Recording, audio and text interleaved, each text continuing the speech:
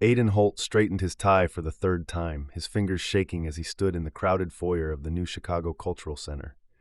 The building was his baby, the first major project on which he had served as lead architect for his firm, and tonight was the night of its grand opening.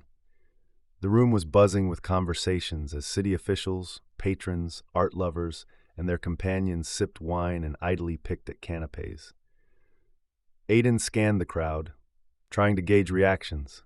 Did they like the exposed brick walls? How did the glass panels reflect the city lights? He straightened his jacket, wishing he hadn't chosen such an uncomfortable one. His usual shirts would have suited him better, but his boss had insisted, "Look the part."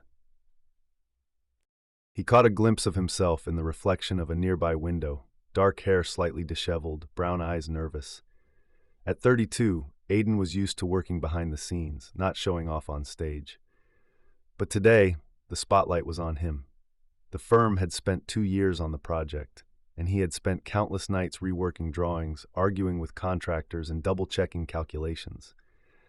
If all went well, he would get more projects, maybe even a promotion. If it failed, he didn't want to think about that. "Hey, Aidan, how are you?" Owen, his colleague, appeared next to him, clutching a bottle of beer. Owen, a civil engineer, was the kind of guy who could charm a room without even trying. He was wearing a jacket over a t-shirt, and damn, it looked cool. "I'm barely holding on," Aidan breathed.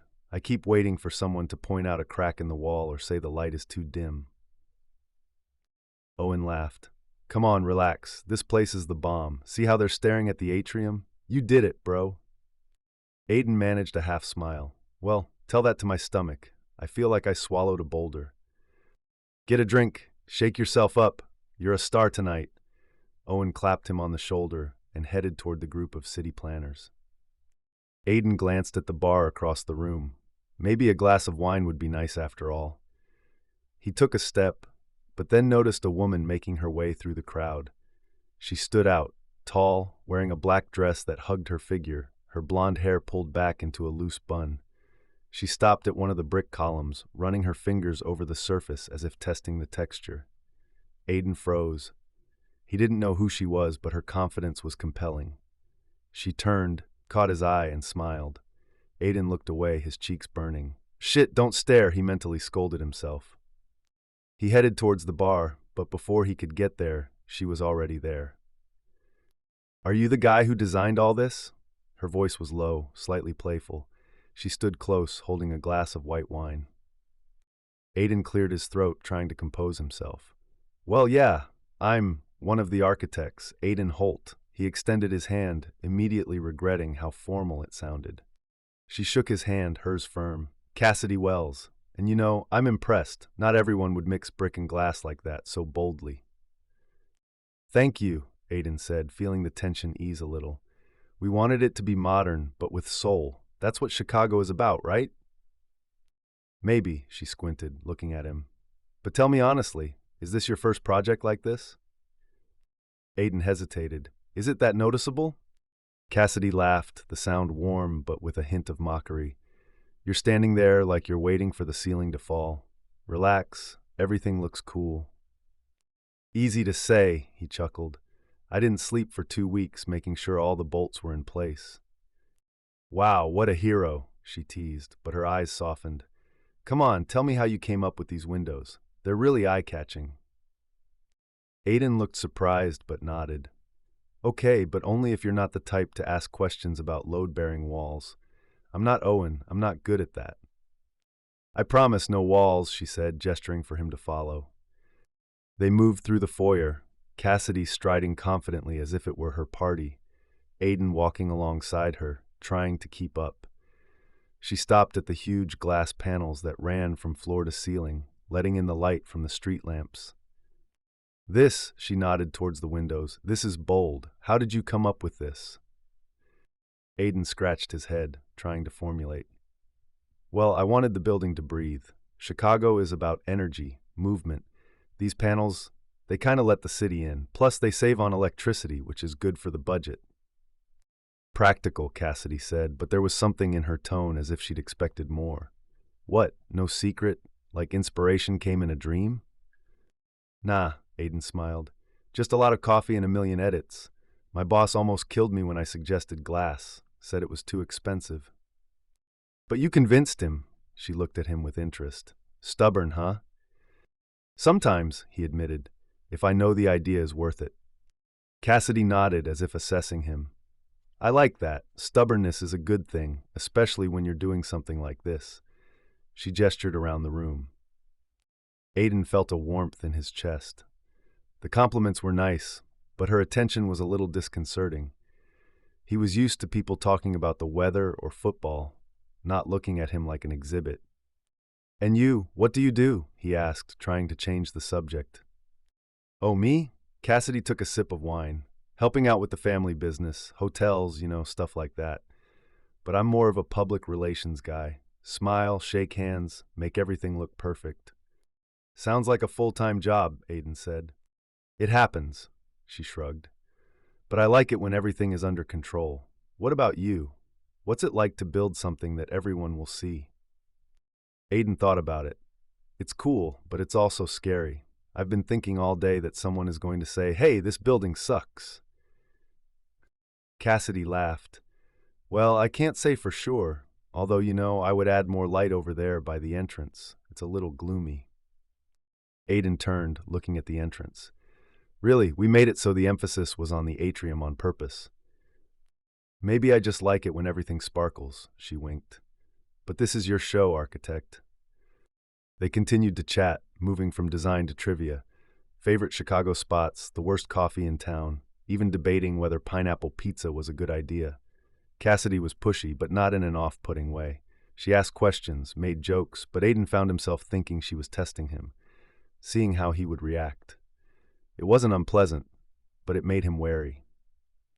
Listen, she said as they stopped at the bar, you don't look like a typical architect, without that, conceit. Is that a compliment? Aiden asked, raising an eyebrow. Yeah, she smiled. Most guys at these events do nothing but brag, and you seem to really love your job. Well, yes, he said, a little embarrassed. It's like a puzzle. You put the pieces together, and in the end you get something that has a life of its own. Cassidy looked at him carefully. Interesting. We should get coffee sometime, talk without all this crowd. Aiden froze. He hadn't expected the conversation to go this far. Yeah, that sounds good. Great, she took out her phone. Give me your number. He dictated, feeling like a schoolboy giving out his number to a girl for the first time. Cassidy quickly typed out the message, and his phone rang. It's me, she said, so you don't forget. I won't forget, he answered, smiling. Okay, Cassidy finished her wine. I have a few people I need to say hello to, but I'll find you later, architect. Don't run away. She walked away, leaving a light trail of perfume behind her. Aiden watched her go, trying to figure out what had just happened. He felt both elated and confused.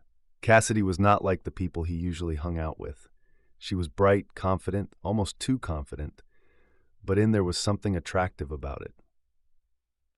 Owen came back, noticing his gaze. Who was that? She almost ate you.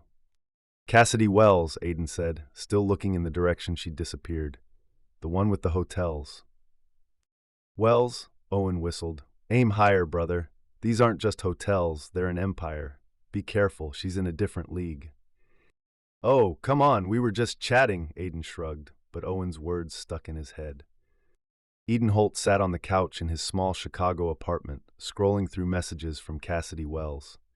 Their first coffee after the Cultural Center opened had turned into a string of dates, and the last 3 months had passed in a blur.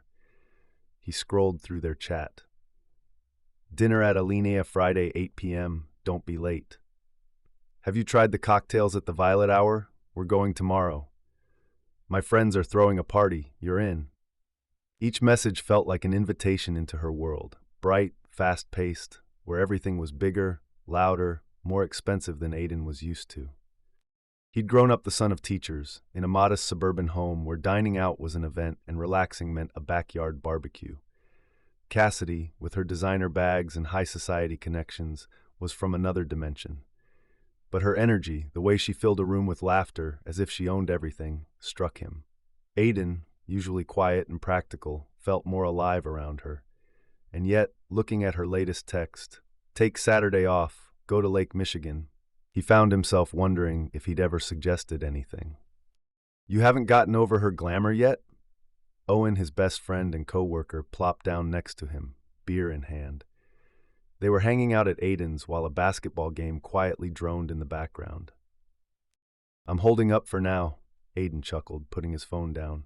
But damn, she's not slowing down. I've forgotten what my couch looks like. That's Cassidy Wells, brother, Owen shook his head. She's like a hurricane. Just don't forget who you are, or she'll remake you to her tastes. Oh, come on, Aiden waved it off. She just lives differently. It doesn't mean I'm losing myself. Owen raised an eyebrow, but said nothing, turning his attention to the game. Aiden thought about it. Was he really losing himself? He liked being with Cassidy, but sometimes he felt like a guest in her life, not an equal partner. Their next date was at a fancy rooftop restaurant overlooking the Chicago skyline at night. Cassidy was beaming in a red dress, sipping a martini while Aiden picked at his steak, trying not to think about the bill. The waiter called her Miss Wells and practically bowed as he brought out the dishes. So how do you like it? Cassidy nodded at her plate. Best steak in town, huh? Delicious, Aiden agreed. Although honestly, I wouldn't say no to a burger from that diner by the office. The sauce there is fire. Cassidy rolled her eyes but smiled. God, Aiden, you're so simple. It's sweet, but sometimes you have to live beautifully. It's beautiful, he said, sweeping his hand over the city panorama. I'm just not used to places like this. At home, the restaurant is Olive Garden on holidays. She laughed. Olive Garden? Really? I need to get you out of that comfort zone. Consider me your guide to the good life. What's bad about my life? He asked, trying to sound joking. Nothing, Cassidy shrugged. You can do more. You're talented, Aiden. That center you designed, it's cool. But you could do bigger things, skyscrapers, hotels. My dad always says, if you can dream big, why settle for small? Aiden took a sip of his beer, considering her words. I'm not against big projects, but I like what I do. Schools, libraries, they're for the people, not just for the people who can afford them. That's noble, Cassidy said, but her tone was a little condescending. But that's not how the world works. People notice big things. If you want to be known, you have to play by their rules. Maybe I don't want to be known, he countered. I just want to do good work. She looked at him, narrowing her eyes. Do you really think so? Or are you just afraid to come out of the shadows? Aiden opened his mouth but found nothing to say. Her words hurt, but he didn't want to argue. Instead, he changed the subject. Okay, guide, what's next? Another party with your friends? Yeah, Cassidy perked up. On the lake on Saturday, my friends have a yacht. It'll be fun, I promise. You wouldn't turn down a yacht, would you? A yacht, Aiden chuckled. Never been. What do I need to buy a captain's cap? Ha, that would be funny, she poked him in the shoulder. Just be yourself. Well, maybe wear something cuter than that shirt. Hey, what's wrong with my shirt? He pretended to be offended. She's cute, Cassidy chuckled, but I can help you with your wardrobe. There's this boutique that has these things. I'll think about it, Aiden interrupted, not wanting to go into details. He didn't want to admit that her comments about his style had hurt a little. On Saturday, Aiden stood on a pier on Lake Michigan, feeling out of place. The yacht was huge, with white leather couches and a bar that served cocktails with names he couldn't pronounce. Cassidy's guests, her college friends and business contacts, were chatting about startups, trips to Europe, and parties in Miami. Aiden, wearing the new shirt Cassidy had insisted on buying, tried to fit in, but the conversations felt foreign to him. Aiden, tell me what you do, said a guy named Jake, with a perfect haircut and a watch that cost as much as Aiden's car. I'm an architect, he replied. I work on public buildings. We recently finished a cultural center in the center. Oh, the one with the big windows? Jake nodded. Cool, what's next? Some kind of skyscraper? No, schools and libraries for now, Aiden said. I like buildings to serve people. Jake chuckled. Sweet, but if you want to make real money, you have to go into business. Offices, hotels, that's where the money is. Maybe, Aiden shrugged, feeling the conversation slip into awkwardness. Cassidy, standing nearby, chimed in. Aiden's just being modest. He's talented. He'll be designing something even cooler soon. Right, Aid? She smiled, but it sounded like she was talking about some improved version of him, not him. Aiden forced himself to smile. We'll see. Later, when they were back at the side of the yacht, he said, Listen, maybe next time we could do something simpler, like going to a bar or, I don't know, have a picnic in the park. Cassidy laughed like he was joking. A picnic? Really? I'm not sitting on the grass, Aiden. There's ants, dirt, yuck. Come on, he tried to insist. You take a blanket, sandwiches, and beer. Isn't it great? It's not my thing, she shook her head. But if you want, we can do something outdoors, just, with proper wine and no ants. Aiden nodded, but there was a twitch of discomfort in his chest. He liked Cassidy, her laugh, her confidence, the way she made him feel alive, but he was starting to notice that her plans always won out. His ideas, a bar, a picnic, even just an evening at home, were brushed aside or turned into something that suited her better. A few weeks later, Cassidy invited him to dinner at her friend's downtown loft. Aiden, tired after a long day at work, agreed, although he was dreaming of pizza and Netflix. The loft was straight out of a magazine, high ceilings, art on the walls, a neon-lit bar. The owners, a couple named Lauren and Mike, were friendly, but their questions, "Where did you go on vacation this summer?" and "What club are you at?" made Aiden feel out of place. Aiden designs buildings, Cassidy said proudly when the conversation turned to work. He did that new downtown. Cool, Lauren smiled. What, you always wanted to be an architect? Well, yeah, Aiden relaxed, talking about the familiar. Even in school, I liked to draw. I wanted to build places where people would feel good. Schools, parks, libraries, so that they would not just stand, but help. That's so sweet, Lauren said, but her tone was a little patronizing. Have you thought about something more big, like hotels? Maybe someday, Aiden replied, feeling the conversation slip back into the same rut. For now, I like it the way it is. Cassidy put her hand on his shoulder. He's just too shy. I'll talk him into something big. Aiden smiled, but inside he tensed. She was speaking for him again, as if his dreams were temporary, not good enough. He took a sip of wine, deciding not to press the issue. In the car, on the way home, he said, it would be cool to do things the easy way sometimes. Maybe next time we'll order pizza, watch a movie? Cassidy looked at him with a raised eyebrow. Pizza and a movie? Aiden, we're not in high school. Let's go to the opening of a new bar in the West Loop. Everyone will be there. Okay, he nodded, but there was no enthusiasm in his voice. Whatever you say. She didn't notice his tone, already scrolling through her phone, planning her next outing. Aiden Holt stood in front of the mirror in his apartment, adjusting the collar of his new shirt. It was navy blue, with thin buttons, and it cost more than he usually spent on clothes in a month. Cassidy had insisted that he buy it for dinner with her parents. You don't want to look like you just came from the office, she had said, and Aiden, though he winced, had agreed. 6 months of their relationship had flown by in a whirlwind of her plans. Restaurants, parties, trips, and he was used to giving in to her to avoid ruining the mood. But today, looking at himself in the mirror, he didn't quite feel like himself. The shirt was cool, but it wasn't his. He picked up his phone to check the time and saw a text from Owen. So, ready to meet the Hotel Kings? Don't forget to bow. Aiden grinned and replied, Fuck you. I regret saying yes already. Owen was right. Dinner with the Wells family was daunting. Cassidy described her father, Richard, as a guy who always gets his way, and her mother, Evelyn, as the perfect hostess, but with a temper. Aiden, who had grown up in a simple household of teachers where the biggest event was cooking together on Thanksgiving, didn't know what to expect.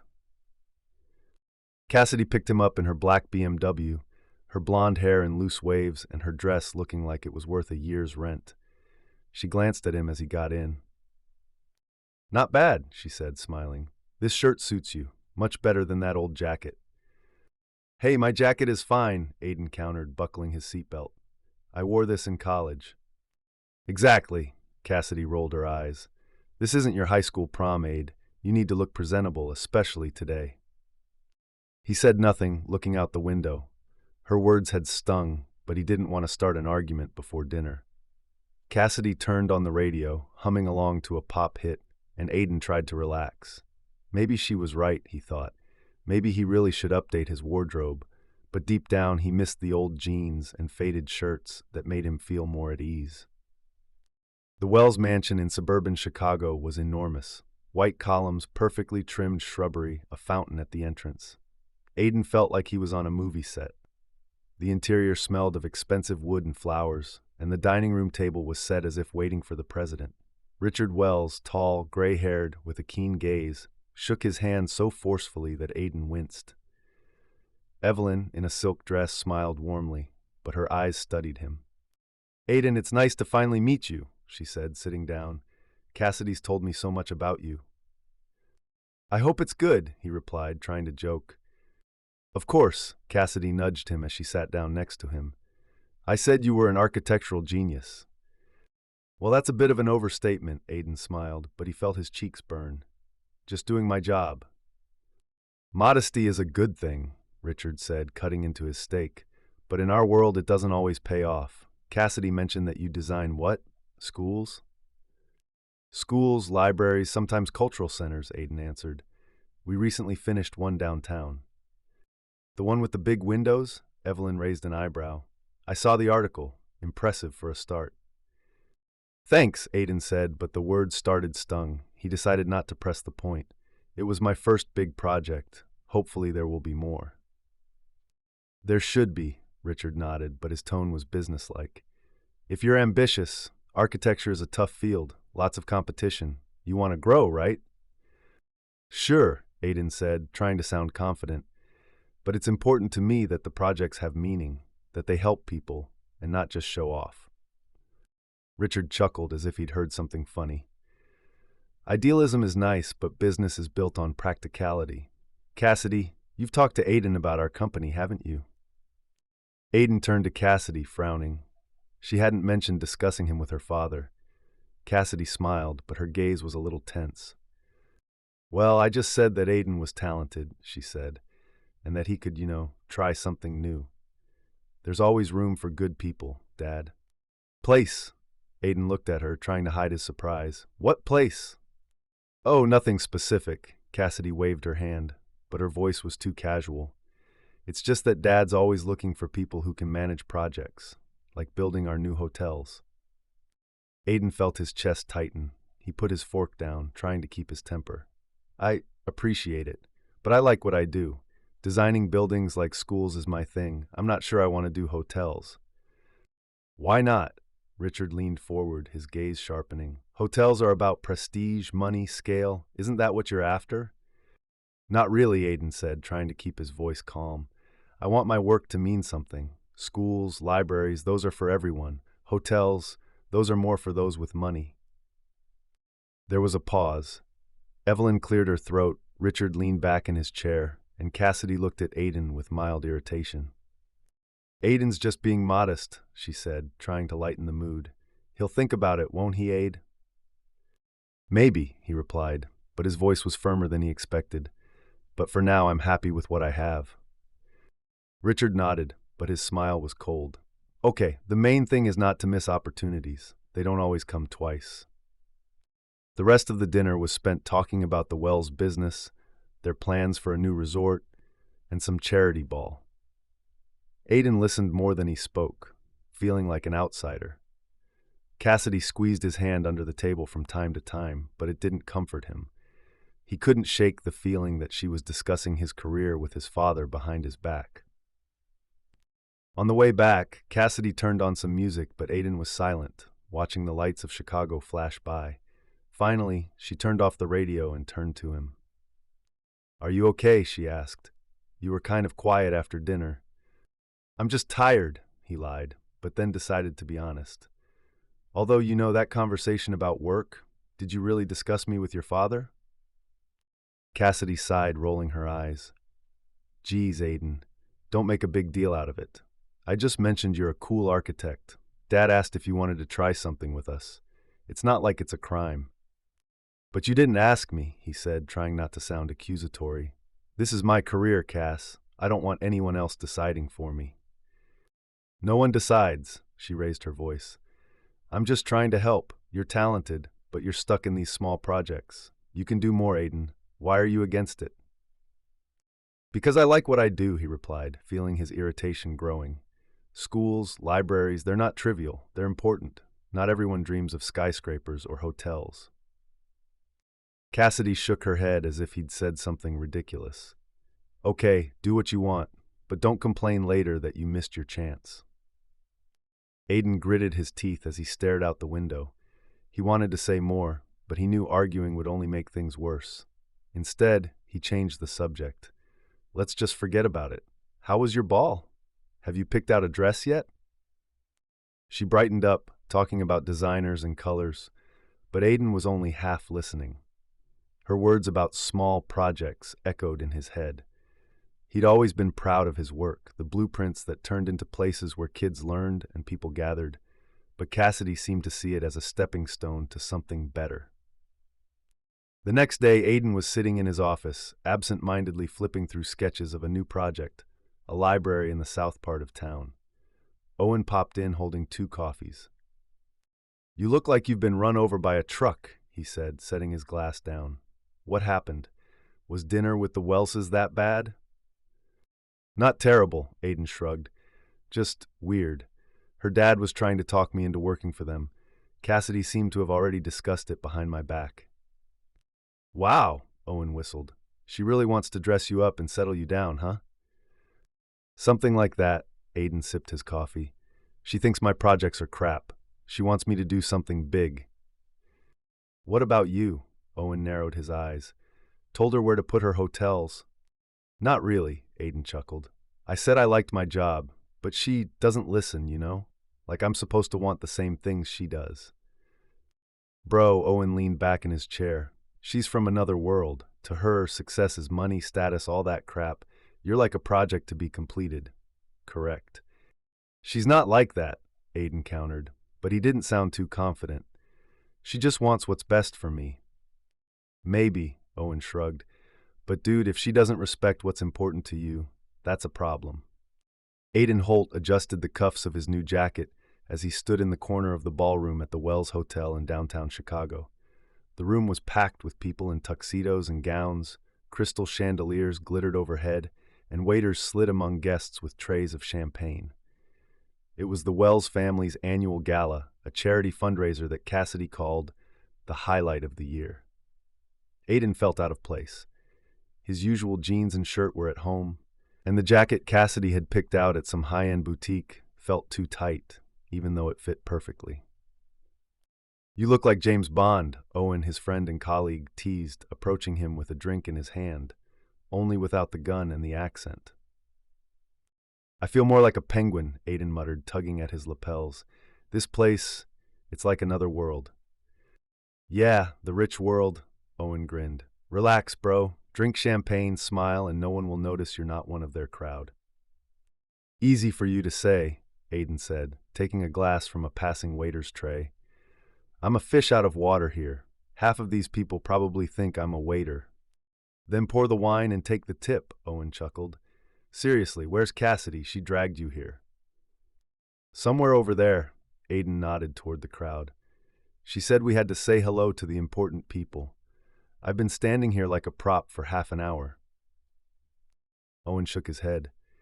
She knows how to put on a show. Just hang in there, man, and don't drink too much or you'll start dancing. Aiden grinned, but his eyes sought Cassidy. She appeared a minute later, threading her way through the guests in a long silver dress that shimmered in the chandeliers. Her blonde hair was piled high, and her smile was so bright that people couldn't help but turn their heads. Aiden felt the familiar thrill. She was beautiful, confident, as if she owned the entire room. There you are, she said, coming up to him and taking his arm. I almost lost you in this crowd. Come on, we have a few people to say hello to. More, Aiden raised an eyebrow. I've already shaken hands with half of Chicago. Don't whine, Cassidy nudged him, but her tone was playful. It's important. These people can help your career, you know. My career? Aiden frowned. I thought this was your night. Our evening, she corrected, leading him across the room. You're my boyfriend, Aid. If you make an impression, it will do us both good. Aiden wanted to protest, but she was already introducing him to a man in a tuxedo with graying temples. Aiden, this is Marcus Kane. He's on the city planning board. Marcus, this is Aiden Holt, the architect who designed the new cultural center. I've heard of him, Marcus nodded, shaking Aiden's hand. Not a bad job for a newbie. Anything bigger planned? Maybe, Aiden replied, feeling like he was under a microscope. I'm working on the library in the south part of town right now. That's nice, Marcus said, but his tone was condescending. If you want to do something serious, let me know. We always have projects. Cassidy smiled as if it were a compliment. Aiden's just being modest. He'll show everyone yet. Aiden forced a smile, but irritation churned inside. She was doing all the talking for him again, as if his current job was just a warm-up. The conversation moved on to other topics, and he tuned out, nodding when required.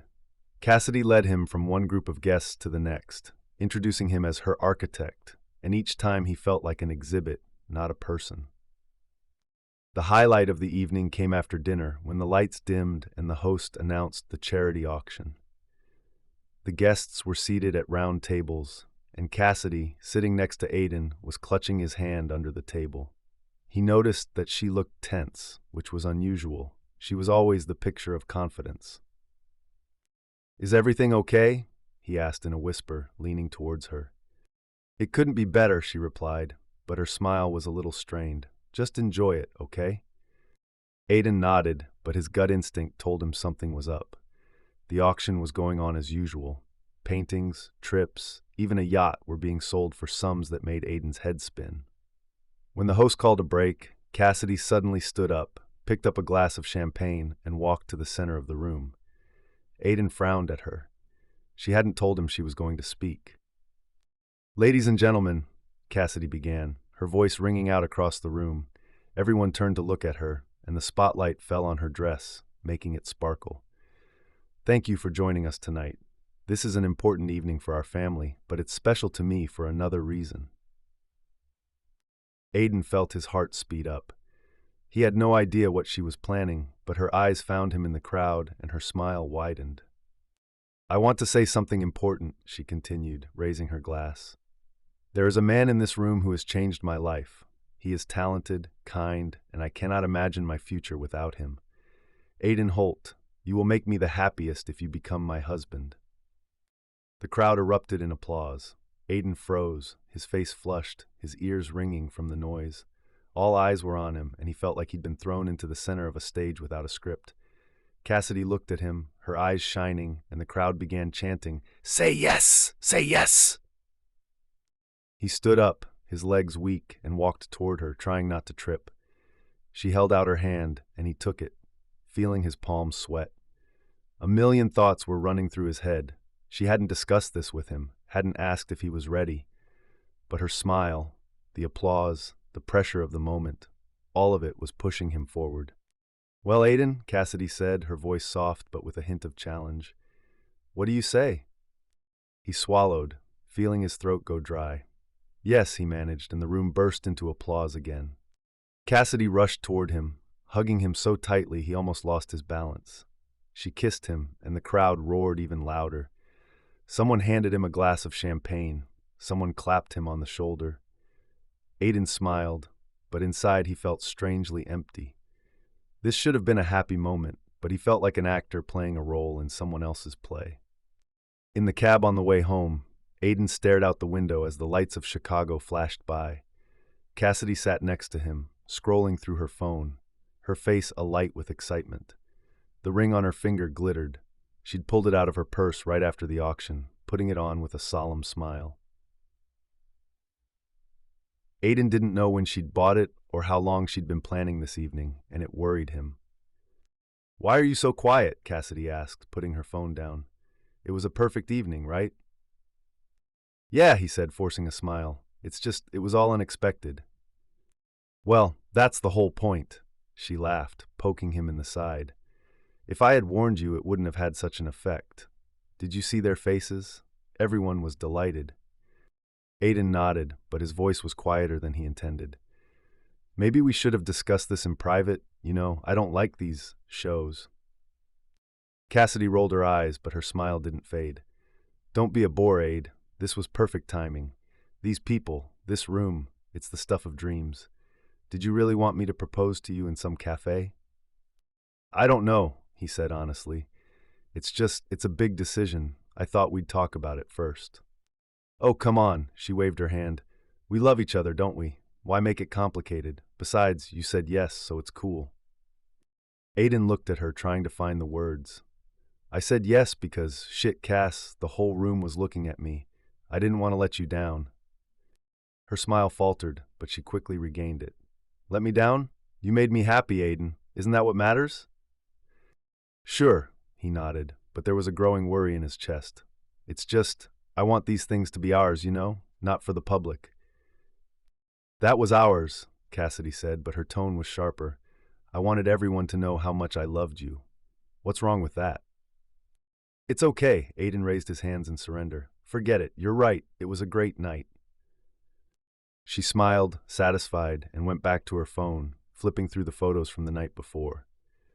Aiden turned back to the window, feeling his voice disappear into her world again. He loved Cassidy, her energy, her laughter, the way she made him feel alive. But this evening, this moment under the spotlight, made him wonder. Were their values aligned? Did they want the same things? And if not, how long could he pretend it didn't matter? Aiden Holt sat at the kitchen table in his apartment, surrounded by glossy wedding magazines and printouts that Cassidy had snagged the night before. The pages were filled with photos of huge flower arches, dresses with endless trains, and tables set like they were a White House dinner party. Cassidy sat across from him, scrolling through her tablet, her fingers flying across the screen as she showed him the latest inspiration from Pinterest. Look, this is perfect, she said, turning the tablet toward him. On the screen was a ballroom awash in white roses, with crystal chandeliers and a stage where a live band would presumably be playing. It's at the Ritz. We can book it for June. Aiden looked at the picture, then at her. It looks cool, he said carefully. But Cass, how much is this? We have a budget to think about. Budget? Cassidy raised an eyebrow, like he'd said something ridiculous. Aid, this is our wedding, once in a lifetime. My parents will help, don't worry.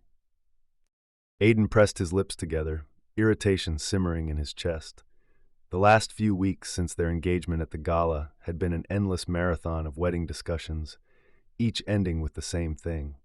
Cassidy wanted a big show, and he wanted something simple. He pushed the magazine aside, trying to collect his thoughts. I don't want your parents to pay, he said, trying to sound calm. This is our day, Cass. I want us to handle this ourselves. Cassidy rolled her eyes, putting her tablet down. Oh my God, Aiden, are you serious? Everyone does it. My parents are happy to help. This isn't charity, this is family. I understand, he nodded, but it's important to me that we don't get into debt. And honestly, I don't see the point in such a big deal. Maybe something simpler? Like a ceremony in a botanical garden. It's beautiful, cozy, and it will be about us, not about the show. Cassidy looked at him as if he'd suggested having the wedding at a diner. Botanical gardens? Her voice was thick with sarcasm. Aiden, do you want me to look cheap? This is our wedding, not a backyard picnic. Aiden felt the blood rush to his face. He took a deep breath, trying not to lose his temper. This isn't about cheap, Cass. This is about making the day ours. I don't want 300 guests, half of whom I don't even know. I want it to be personal. Personal? She snorted, crossing her arms. Weddings aren't just about us, Aid. They're about family, friends, showing who we are. Do you really think my parents would agree to some flower beds in the park? Why not? He countered, his voice growing firmer. It's not their wedding, it's ours. Can't we decide for ourselves?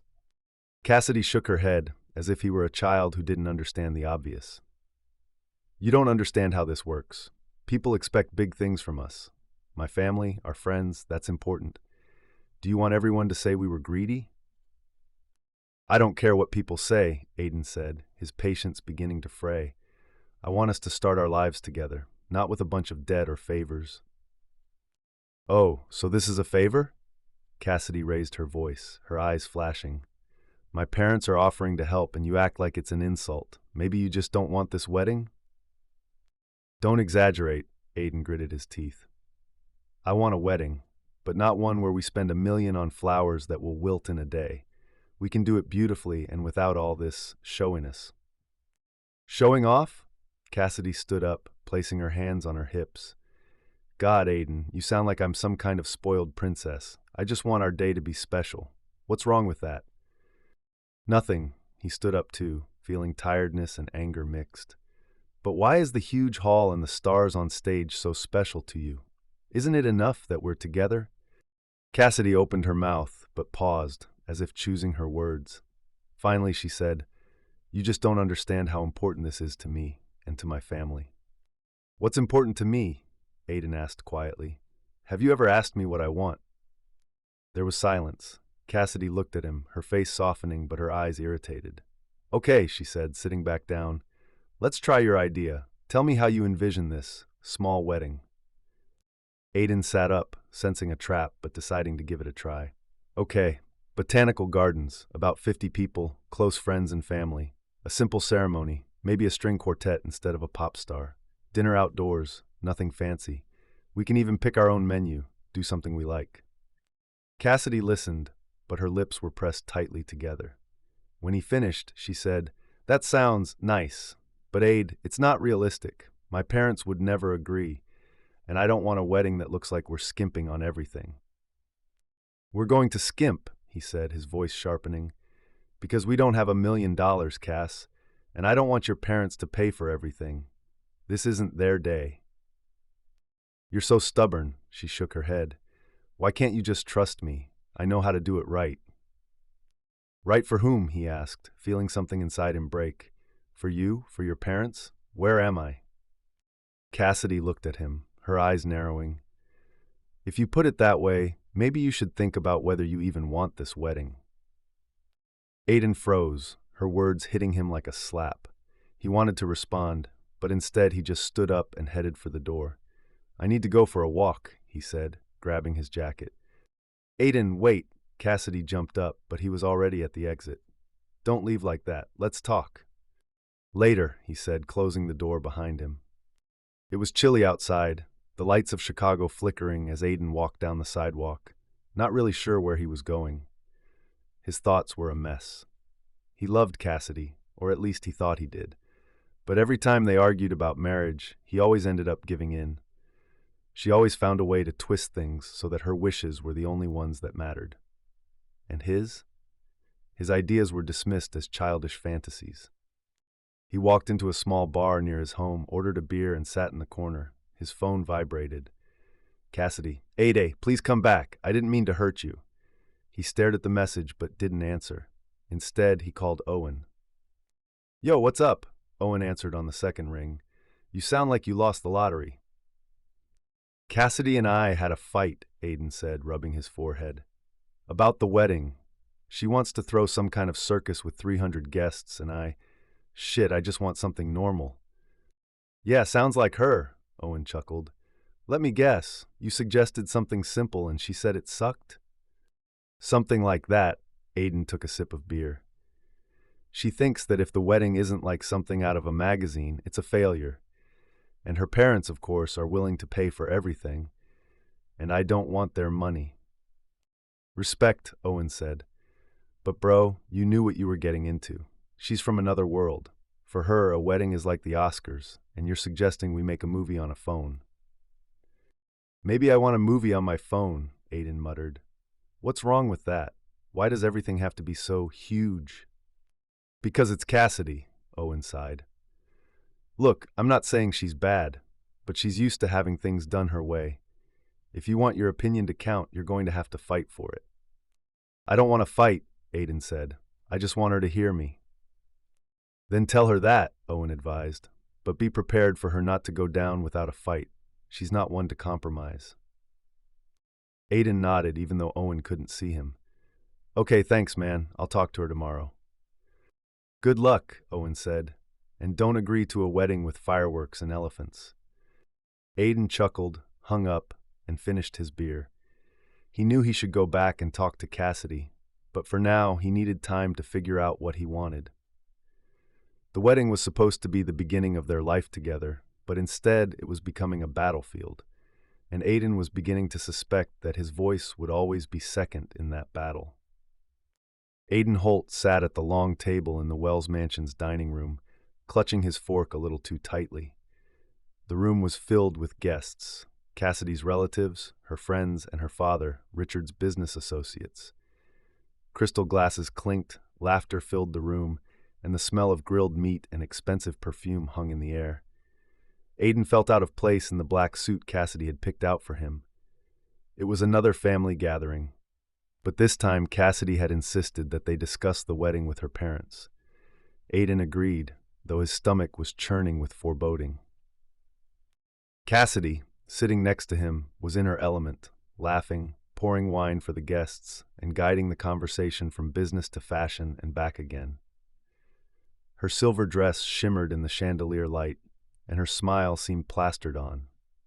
Aiden tried to make conversation, but his mind was on their latest wedding argument.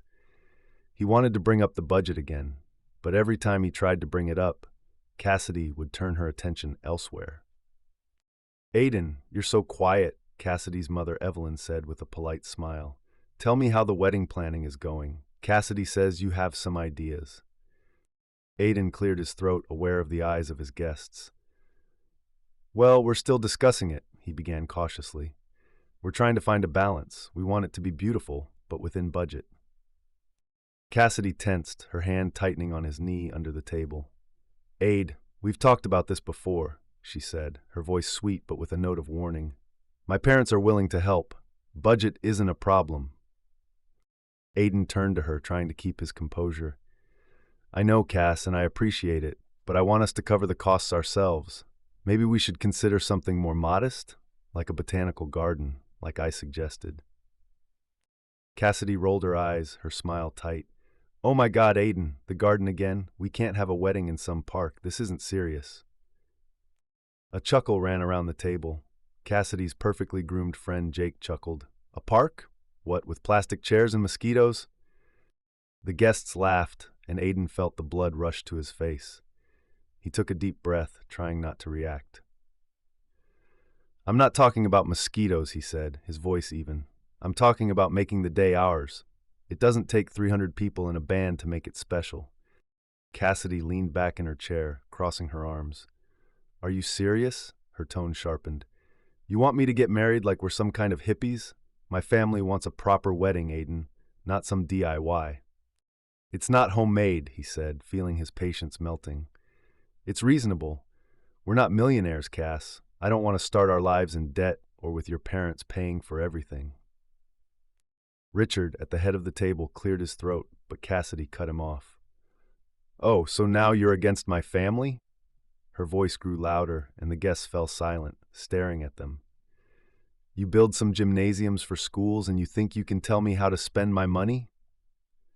The laughter of her friends, Jake and a girl in a green dress, cut Aiden like a knife. His cheeks burned, but he forced himself to breathe evenly. All eyes were on him, and in that moment he felt small, as if his job, his principles, his life were just a joke to these people. He stood up slowly, placing his napkin on the table. His hands were shaking, but his voice was calm, almost cold. "Cassidy, if my life is a joke to you, we have nothing to share. The engagement is over." The room froze. Cassidy paled, her mouth hanging open, but she couldn't find the words. Evelyn gasped, Richard frowned, and the guests looked at each other as if they couldn't believe their ears. Aiden looked into Cassidy's eyes, waiting for her to say something, but she just blinked, her face a mixture of shock and anger.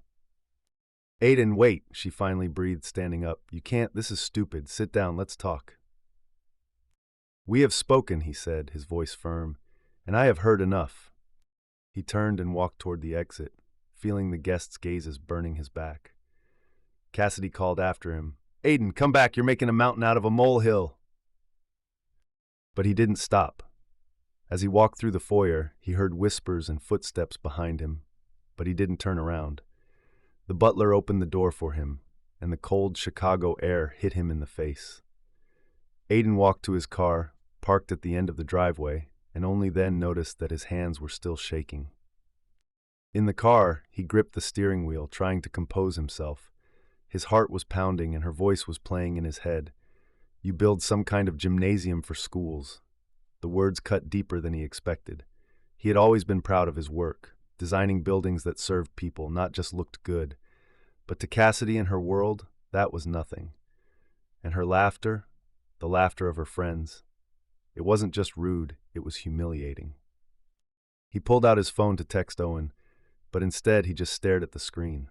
Cassidy had already sent a message. "Aid, that was too much. Please come back." He deleted the notification without opening it. He didn't want to read her excuses. Not now. Aiden started the car and drove into town, not quite sure where he was going. He felt a mixture of pain and a strange relief. Pain because he loved Cassidy, or thought he did. Relief because saying those words made him finally feel like himself. Not her project, not part of her world, but Aiden Holt, who knew his own worth. He stopped at a bar near his apartment, the same one where he and Owen sometimes had beers after work. It was loud inside, smelling of fried wings and spilled beer. Aiden ordered a bottle and sat in the corner, watching a hockey game on TV. His phone vibrated again. "Cassidy, are you serious? Over a bet? Call me." He turned the sound off and shoved the phone in his pocket. The bartender, an older guy with an anchor tattoo on his forearm, noticed his frown. "Rough day, buddy." "You could say that," Aiden replied, taking a sip. "Girl?" The bartender wiped the counter without looking at him. Aiden chuckled. "Yeah, just told her there was no wedding." The bartender whistled. "Cool. It wasn't just like that, was it? What did she do?" Aiden thought about it. He could have talked about her words, her laughter, the way she made him feel less than he was. But instead he said, "She didn't hear me, and I'm tired of pretending that it's okay." The bartender nodded as if he understood. "It happens. It's better to leave than to bend over all your life." Aiden looked at him, surprised by the simplicity of the words. "Maybe you're right." Aiden Holt sat on the couch in his Chicago apartment, staring at his phone. The messages from Cassidy Wells kept coming, like a counter in a game he didn't want to play. "Aiden, I'm sorry I overreacted. Let's talk. I didn't mean to hurt you, really. Call me, please." The last one was a photo of a basket containing a bottle of wine and 2 tickets to a Radiohead concert, his favorite band. The caption read, "I know you love them. We can go together." Aiden reread the words, but instead of feeling warm, he felt empty, as if he were looking at a letter from a stranger. He put his phone down, rubbing his temples. It had been only a night since he'd left the Wells mansion, breaking off their engagement after Cassidy had publicly mocked his work. Her words, "You build some kind of gymnasium for schools," still echoed in his head like a broken record. He'd expected to wake up with clarity, but instead he was plagued with doubt. Had he done the right thing? Had he overreacted? What if he could have prevented this explosion? The doorbell rang and Aiden stood up, glad for the distraction. Owen, his best friend, stood there, holding a pizza box in one hand and a 6-pack of beer in the other. His tousled hair and Cubs t-shirt suggested he'd just stepped out of a sports bar. "Yo, drama hero," Owen grinned, squeezing his way inside. "I decided to check if you'd drown yourself in whiskey after yesterday." "I'm holding up for now," Aiden smiled weakly as he took the pizza. "But damn, it's been a crappy day." "Yeah, you look like you got run over by a truck." Owen plopped down on the couch, cracking open a beer. "Come on, spill it. What's up with you and Princess Wells?" Aiden sat up, opening the pizza box. The smell of pepperoni momentarily distracted him from the chaos in his head. "She's been texting me, saying she's sorry, saying she'll fix it. She even sent me wine and concert tickets." "Really?" Owen whistled, taking a bite of pizza. "Classic. Humiliated you in front of everyone, and now she thinks a bottle and tickets will fix everything. Rich, damn." Aiden shrugged, looking at his slice of pizza, but he had no appetite. Maybe she really didn't want to. She was angry. She lost her temper. It happens. "Happens?" Owen raised an eyebrow, taking a sip of beer. "Bro, she didn't just lose her temper. She put you down in front of her whole gang. It's not like she doesn't care how you feel." Aiden frowned, rolling the beer bottle around in his hands. "I know, But shit, Owen, we were together for almost a year. I thought we could get over this. Maybe I ended it too abruptly. Too harsh? Owen snorted, setting the bottle down.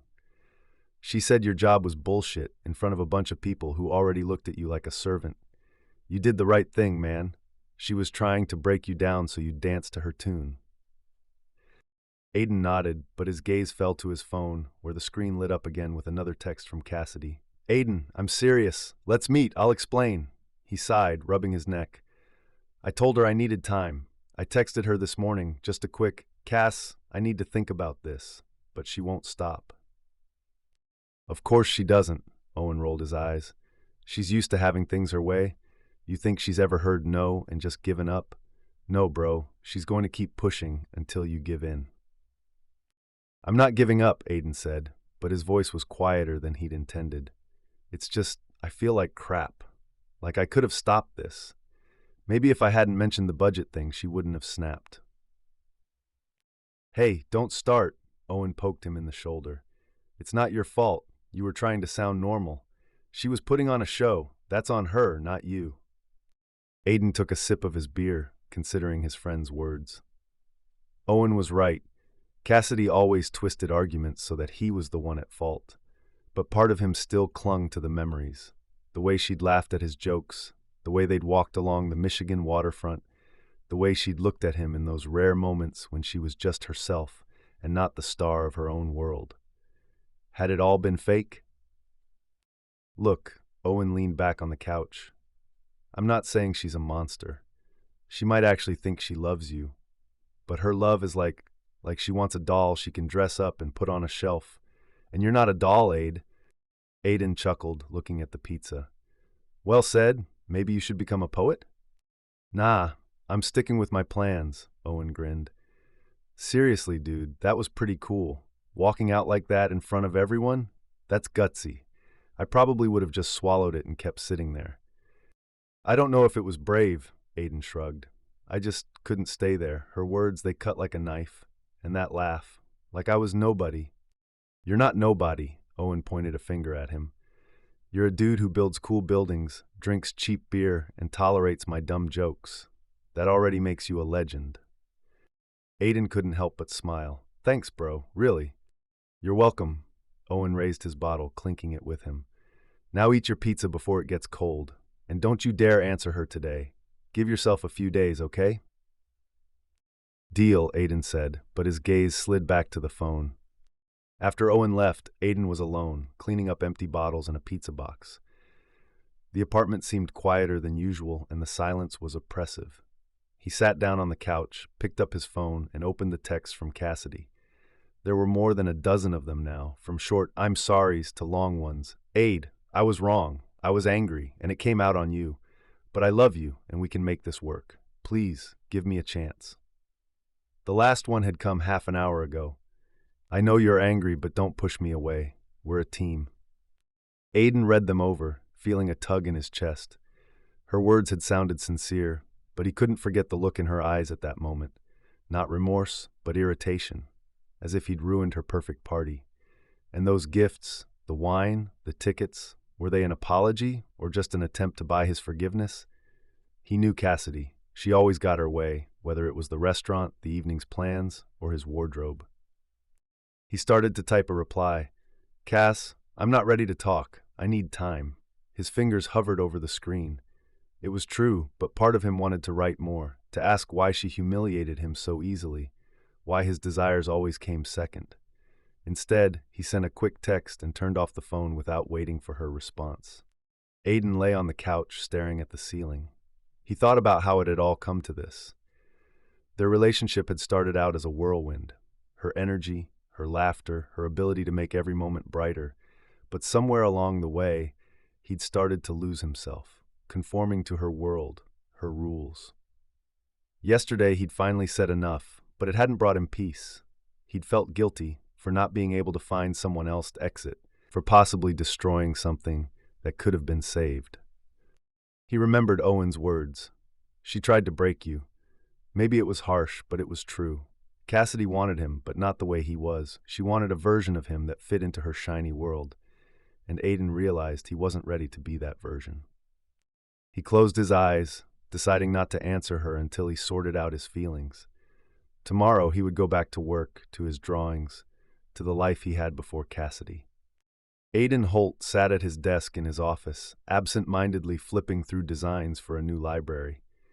It had been a week since he'd broken off his engagement to Cassidy Wells, and though he'd tried to get back into a routine, her shadow still loomed over him. His phone was flashing with messages from her. Apologies, requests to hang out, even photos of their past dates with captions like, "We were happy, Aid." He'd responded briefly, if at all, repeating that he needed time. But this morning, his phone had vibrated from an unfamiliar number, and without thinking, Aidan had answered. "Aidan, this is Richard Wells." The voice on the other end was low and businesslike, as if he was calling on a contract rather than a personal matter. "We need to talk." Aidan tensed, pushing the sketches away. "Mr. Wells, I'm listening." "You were reckless, son," Richard said slowly, with a subtle menace. "The breakup with Cassidy isn't just personal. Do you realize that your projects depend on city contracts? I know people at City Hall. I can change that."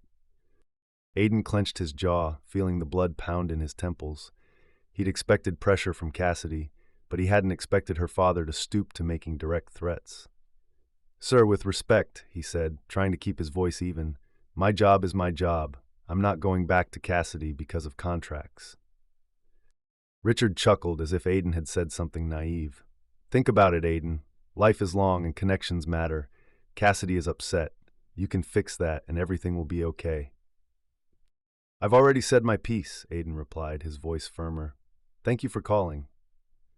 He hung up without waiting for an answer and stared at the phone, anger mixing with anxiety. Richard Wells was no pushover. His family had influence in Chicago, and Aidan knew that people like that could make life difficult. But the thought of going back to Cassidy for the sake of his career made him sick. That same day, when Aidan returned home, he found a voicemail from Evelyn Wells, Cassidy's mother. He turned it on as he put the kettle on the stove. Her voice was soft, but with obvious reproach. "Aidan, it's Evelyn. I'm disappointed, to be honest.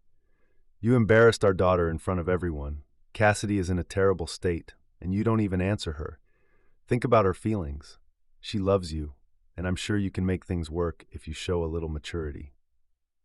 Aidan rolled his eyes, turning off the message. Maturity, he thought, as if maturity meant swallowing humiliation and pretending it never happened. He didn't respond, but Evelyn's words left a bad taste in his mouth. Was Cassidy really upset, or was this just another ploy to poke at his conscience? He poured himself some tea, trying to distract himself, but his phone vibrated again. This time it was from Cassidy. "Mom says you've been ignoring her. Aid, please talk to me." Aidan gritted his teeth, feeling her family closing in. He didn't respond, deciding that silence was his best shield. The next day, Aidan stopped by his favorite coffee shop downtown to take a break before a client meeting. He ordered a black coffee and sat by the window, scrolling through notes on his phone. Before he could take his second sip, Mason Wells, Cassidy's brother, plopped down across from him. His dark suit and perfectly coiffed hair contrasted with the relaxed atmosphere of the shop. Mason was younger than Cassidy, but his grin exuded the same confidence that the rest of their family shared. "Aidan, man," Mason said, leaning back in his chair. "Didn't expect to see you here. How are you?" Aidan squeezed his cup, feeling the tension return. "It's okay, Mason. What are you doing here?" "Oh, I was just there." Mason shrugged, but his eyes were sharp. "I heard you put on a show at dinner. Cassidy was in tears. Her parents were freaking out. What the hell, dude?" "It's between me and Cassidy," Aidan said, trying not to snap. "I don't want to talk about it." "Well, not so fast." Mason leaned closer, lowering his voice. "You realize our family is not one to quarrel with? Our influence opens doors, Aidan, or close them. Your firm, these libraries of yours, all of this could become complicated." Aidan looked into his eyes, feeling his anger boiling up. Mason spoke with the same tone as their father, but with a cheeky smirk, as if he was enjoying the moment. Aidan slowly placed his cup on the table, his voice calm but cold. "You have money and connections," he said, "and I have dignity, and I will not sell it for your threats." Mason froze, his grin faltering. He leaned back, letting out a short laugh. Dignity? That's cool, but it doesn't help much when projects get canceled. I can handle it, Aiden replied, not looking away. Now, if you don't mind, I have things to do. Mason raised his hands in surrender, but his smile returned. Okay, old man, whatever, but think about it before it's too late. Cassidy won't wait forever. He stood up, straightened his jacket, and walked out, leaving Aiden clutching his cup so tightly that his knuckles were white. The coffee was cold now, but Aiden didn't notice. His heart was pounding, and Mason's words were running through his head. He knew the Welses weren't bluffing. Their influence in Chicago was real, and his career could be at risk. But the thought of giving in was sickening. He wasn't going to go back to Cassidy to save his projects. That would be a betrayal of himself. That evening, Aiden sat at home, sipping a beer and looking at the library plans he'd brought home from work. His phone was face down, but he knew Cassidy had texted again. He'd seen the notifications. Her last message had been long, begging him to hang out, but he hadn't opened it. Instead, he'd called Owen, needing someone who wouldn't judge him. Yo, what again? Owen answered after the first ring. Is Cassidy still bombing your phone? It's not just her, Aiden sighed, telling me about Richard's calls, Evelyn's voicemail, and his meeting with Mason. They're pushing, man, like I have to apologize and come back or they'll ruin my life. Damn, this is some kind of mafia, Owen whistled. And what did you tell them? I told Mason that they had money and I had dignity, Aiden replied with a weak grin. He choked. Ha, you're a beauty, Owen laughed. Seriously, bro, you're great. They think they can buy you like another hotel, but you showed them you're not for sale. Maybe, Aiden said, but his voice was quieter. But it sucks. I don't want a war with them. I just want to live my life. Yeah, but they won't let you just leave. Owen became more serious. Wells is like that. If you don't come back, they will try to get you. But you are stronger, dude. Hang in there. I'll try. Aiden took a sip of beer. Thanks for listening. Always, Owen said, and don't read her messages. Seriously, block her. Aiden chuckled, hung up, and looked at the phone. It was late, almost 9 o'clock, but Aiden was in no hurry to get home. Working on the theater, his new project, was giving him a sense of control he'd been missing since his breakup with Cassidy Wells 2 weeks ago. He was moving his pencil across the paper, finalizing the details of the facade, when the door creaked and Owen walked into the office. Dude, are you still here? Owen plopped down on a chair, throwing his jacket over the back. His cheeks were red from the cold wind coming in from outside. All the normal people are drinking beer or sleeping by now. Just a few more touches. Aiden looked up from the drawing, rubbing his eyes. This theater is my chance. If I do it right, maybe the boss will finally give me something bigger. Cool, Owen nodded, but his eyes were more serious than usual. Listen, Aid, we need to talk about Cassidy. Aiden tensed, putting down his pencil. Cassidy's name still caused a pang in his chest, though he tried not to think about her. Her messages, pleading, apologizing, promising, were less frequent, but still flickered across the screen. He didn't respond, keeping his distance, but her shadow wouldn't let go. What about her? He asked, trying to sound nonchalant. Owen scratched the back of his head, clearly unsure of how to begin. Anyway, I saw her, about 10 days ago at a restaurant in the West Loop. She wasn't alone. Aiden frowned, feeling his stomach clench. With who? Some guy, Owen winced. I found out later, it was Nathan, the manager of one of their hotels. They were, holding hands, Aid. And not like friends. It was before your breakup. I checked the date. Aiden froze, his fingers tightening on the edge of the table. The sting of betrayal was sharp, but not unexpected. He leaned back in his chair, staring at the ceiling. Holding hands, he repeated quietly, as if tasting the words. Yeah, Owen nodded, his voice cautious. I didn't want to tell you right away, thought maybe it was nothing, but then I remembered you saying she was always working late. Thought you should know. Aiden nodded slowly, digesting. He remembered how Cassidy often came home late, citing meetings or crises at the hotel. When he asked, she either brushed it off or changed the subject abruptly, sometimes even getting angry. Aid, don't you trust me? He'd chalked it up to her personality, the pressures of her world. Now it all made sense. "You're not surprised, are you?" Owen asked, looking at him carefully. "Not really," Aiden admitted, his voice even but heavy. "I felt like something was wrong. She'd been distant the last few months, but I thought it was the wedding, the stress. Stupid." "Not stupid," Owen shook his head. "She played well. Rich people, man, they smile at you but do whatever they want behind your back." Aiden chuckled, but it was bitter. "Yeah, and I blamed myself for maybe dumping her too abruptly." "Come on," Owen poked him in the shoulder. "You left because she humiliated you, and now it's clear she lied too. You did the right thing, Aid. Seriously." Aiden nodded, but his mind was elsewhere. He remembered the way Cassidy had looked at him at the dinner when she had ridiculed his work. There had been no remorse in her eyes, only irritation that he had dared to contradict her. Now he realized she hadn't just been controlling him, she had been living a double life. Nathan, the delays, the abrupt responses, none of it had been an accident. "What are you going to do?" Owen asked, opening a bottle of water from his backpack. "You're going to go to her and start a fight?" Aiden shook his head, looking at the blueprints. "Nah, what's the point? She'll lie or cry to make me feel guilty. I don't want to waste my energy on that." "I respect that," Owen raised the bottle as if clinking it. "But if I were you, I'd still hit her. Well, not physically, but with words, so she'd know you're not a loser." "Maybe," Aiden smiled weakly. "But honestly, I just want to forget. She's not who I thought she was, and I'm glad I found out now and not after the wedding." Owen nodded, his face softening. "You okay, dude?" Aiden shrugged, feeling the pain recede into a strange clarity. "Not really, but I will. It's like a puzzle has come together. It makes sense now why she was acting like that." "Yeah," Owen chuckled. "She thought she could keep you on a leash while she hung out with Nathan. Classic." Aiden didn't answer, his gaze returning to the blueprints.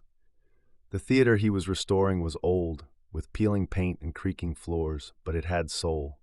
He could see how the building could come alive, with new seats, a restored stage, lighting that would breathe new life into it. This work gave him something Cassidy never could, the feeling that he was creating something real. He said, looking at the sketch, "I'm not mad. Well, maybe a little, but more than that, it's just clear. She was never who she pretended to be." "That's my guy," Owen clapped his hands. "Don't waste your nerves on her. Focus on your theater. This is yours, Aid. Not her hotels, not her parties, yours." Aiden nodded, feeling the heaviness in his chest ease a little. "Yeah, that's what I'm planning on doing. This project, it's like a breath of fresh air." "Cool." Owen stood up, throwing his backpack over his shoulder. "Come on, I'll buy you a beer. Or do you want to stay here and whisper to the blueprints?" Aiden laughed, feeling lighter for the first time that evening. "Give me a beer, but just one. We have to get up early tomorrow." "Deal," Owen grinned, heading for the door. At the bar across the street from the office, Aiden and Owen sat at the counter, sipping beers and watching a baseball game on TV. The conversation had turned to work, jokes, and weekend plans, but Aiden was still thinking about Cassidy. Not about her, but about how he had been blind to the truth for so long. Her delays, her abruptness, her attempts to change him, these weren't just her personality. She had her own life, and he was just part of the backdrop. "Look," Owen said, finishing his beer, "I know this sucks, but you got out, man. Now you can do whatever you want without her saying, 'Aid, put on a different jacket,' or 'Aid, let's build hotels.'" Aiden chuckled, nodding. "Yeah, it's just weird. I thought I knew her. Now it's like she's a stranger." "That's right," Owen shrugged. "She showed who she is, and you showed who you are, and I'm betting on you." "Thank you." Aiden raised the bottle, clinking it with him. "Let's drink that." Aiden Holt walked along the Lake Michigan boardwalk, his hands stuffed into the pockets of his jacket. The cold wind off the water ruffled his hair, and the lights of Chicago reflected off the dark surface. It was early Saturday morning, and the city had not yet woken up. These walls had become his refuge over the past 3 weeks since his breakup with Cassidy Wells. They gave him time to think, away from the buzz of his phone and the curious glances of his coworkers. But even here, in the quiet, he couldn't completely escape the noise that Cassidy and her circle had brought to his life. His phone vibrated in his pocket, but Aiden ignored it. Over the past few days, he'd been getting texts from people he barely knew. "Hey dude, did you really dump Cassidy for the wedding? I heard you decided to be single. What's that like? Cassidy's in shock. What happened?" He'd reply briefly, if at all, taken out of context, or, "I don't want to discuss it." But each message left a bitter taste, as if he had to explain his choices to people who didn't care about the truth. Aiden stood at the railing, looking out over the water. The rumors had started to spread almost immediately after the dinner at the Wells where he'd broken off the engagement. Cassidy and her friends, Jake, Lauren, and the rest of her glittering crowd, had been telling everyone that Aiden had dumped her for freedom, as if he'd escaped commitment to hang out at bars. Some had even implied that he wasn't up to her level. Aiden had seen their posts on social media, none direct but venomous. Some people just aren't ready for real life, or love takes sacrifice, but not everyone understands that. He knew that was him, and it pissed him off, but not enough to warrant a fight. He pulled out his phone to check the time and saw a new text from Cassidy. "Aid, people are asking what's wrong. I don't know what to say. Can we just talk?" He deleted the notification without opening it. Her messages were becoming less frequent, but each one was an attempt to pull him back in. Not to make peace, but to control the story. Aiden didn't want to play her game. He turned off the sound and shoved the phone back into his pocket. At the office on Monday, Aiden tried to concentrate on his sketches for the theater's restoration, but his thoughts kept wandering. His coworkers, usually busy with their own work, were now giving him curious looks. One of them, a guy named Trevor, walked into his office with coffee and an awkward smile. "Hey, Aiden," he began, setting his glass down. "I heard you were having a blast. Is that it with Cassidy? You two were kind of a couple." Aiden gripped his pencil, trying not to show his irritation.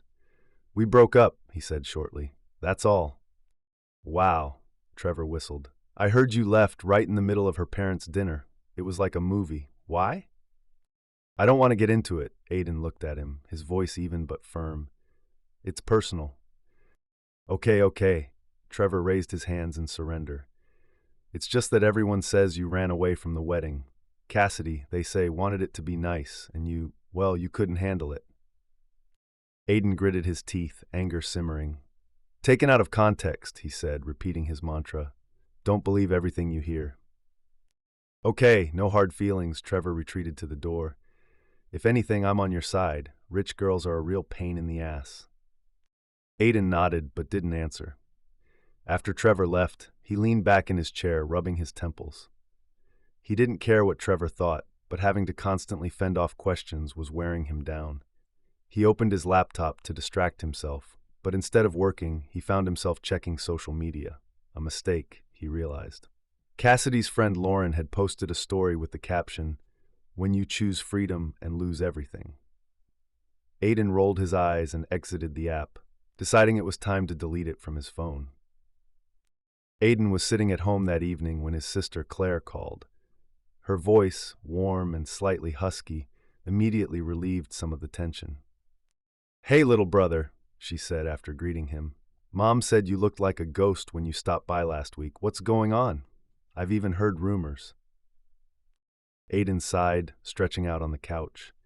"Yeah, Cassidy and her crowd made a whole TV show. They say I dumped her because I wanted freedom, like I ran off to Vegas to party."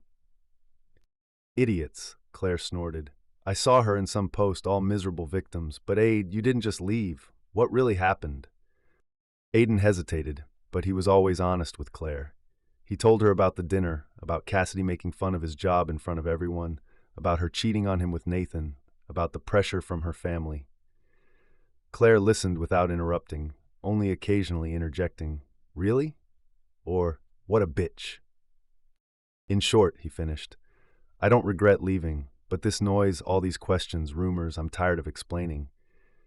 "Then don't explain," Claire said firmly. "Aiden, you deserve better than that. That glamorous snake, she didn't appreciate you. And all those friends of hers who text you crap, they're just repeating her words. Don't fall for it." I'm not falling for it, he said, but his voice was tired. It's just shitty, Like I have to prove that I'm not the bad guy. You don't owe anyone anything, Claire raised her voice. Look, I know this is hard for you, but you did the right thing. You chose yourself, not her world, where you would have been just an accessory. I'm proud of you, little brother. Aiden smiled, feeling the warmth of her words. Thanks, Claire. It really helps. Always, she chuckled. Now delete social media and come over for dinner on Sunday. Mom will make lasagna and I won't let you be sad. We have a deal, he said, laughing. After the conversation, Aiden felt lighter. The support of Claire and his parents, who were worried but also stood by him, was like an anchor in the chaos. But he still felt tired, not physically, but the kind that comes with being forced to justify why you just wanted to be yourself. The next day, Aiden decided to take Claire's advice. He deleted the Instagram app from his phone and turned notifications to a minimum. In the office, he focused on the theater's sketches, delving into the details of the restoration. The work was his salvation. Every drawing, every calculation gave him back a sense of control.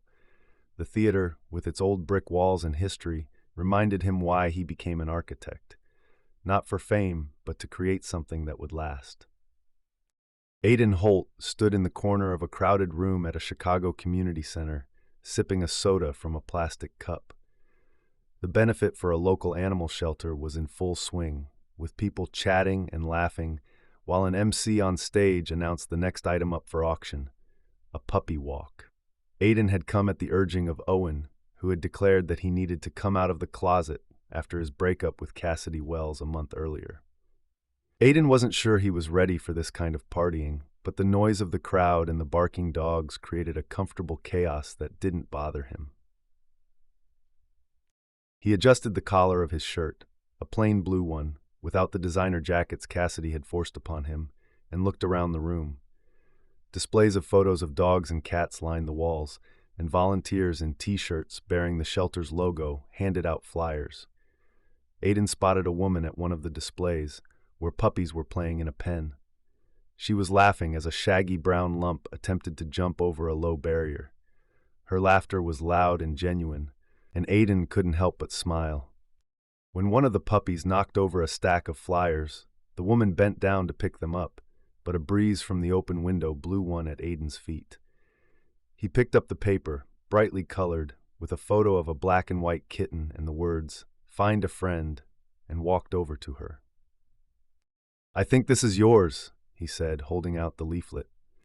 She straightened, pushing her dark hair out of her face, and smiled. Her eyes, brown with green flecks, were warm. "Oh, thank you. Those little thugs have made a mess of this place." Aiden glanced at the puppies, one of whom was gnawing at the edge of the pen. "Who's the biggest troublemaker here?" "That shaggy bandit, obviously," she replied, pointing to the brown puppy who was now trying to steal a toy from his fellow. "They called him Baxter, but I think he's more like a destroyer." Aiden chuckled, feeling the tension ease. "Cool name, although he looks like he's ready to lead a gang." "Exactly," she laughed, adjusting her T-shirt with the shelter's logo. "I'm Lila, by the way, Lila Rivera. I volunteer here when I'm not chasing after first graders." Aiden Holt. He extended his hand, immediately thinking it might be too formal. But Lila shook it without hesitation, her palm warm and slightly rough, as if she'd just been petting dogs. "First graders? Are you a teacher?" "Yeah," Lila nodded, her smile widening. "I teach first graders at Logan Square Elementary. They're almost as chaotic as these puppies, but they chew on pencils a little less." "Almost?" Aiden raised an eyebrow. "You're the one underestimating them." "Maybe," she chuckled, looking at Baxter, who was now lying on his back, waving his paws. "And what are you doing? You don't look like one of our volunteers." "I'm an architect," Aiden replied, expecting the usual condescending, "Oh, sweet. I work on buildings like schools, theaters. I'm currently restoring an old theater downtown." "Really?" Leela perked up, her eyes lighting up. "That's cool. What theater? I might know." "Riverview, on Clark Street," he said. "It's an old building, 100 years old, but it's got a lot of character. We're trying to bring it back to its former glory." "Oh, I passed by it." Leela clapped her hands. There are such cool brick arches there. Will you keep them? We plan to, Aiden smiled, surprised by her enthusiasm, unless the contractors decide it's too expensive. Well, tell them it's history. Lila pointed her finger into the air as if scolding someone. You can't just take things like that down. Aiden laughed, feeling the conversation flow easily, as if they'd known each other for longer than 5 minutes. I'll write that down. Have you ever worked with architects? You're a persuasive speaker. Nope, she shook her head. But I talk kids out of eating glue every day, so I have the skill. Do you often go to these parties? Honestly, the first time, Aiden admitted, scratching the back of his head. My friend Owen dragged me in. He said I needed to go out into the world. Owen's a smart guy, Leela grinned. It's a bit noisy here, though. I'm usually more into quiet get-togethers. Coffee, a book, or hanging out with these little ones. She nodded toward the puppies. Sounds like my style, Aiden said, surprised at how easy it was to talk to her. A favorite place for coffee? Oh yeah, Lila perked up. Bean and Leaf in Logan Square. Their caramel lattes are the best. Where do you hang out? Usually at the Drip near the office, he replied. But their coffee is more for survival than pleasure. I'll have to try your place. Agreed, Lila smiled, but then the puppy Baxter let out a loud yelp, trying to get out of the pen. Oh, that rebel is at it again. Just a sec.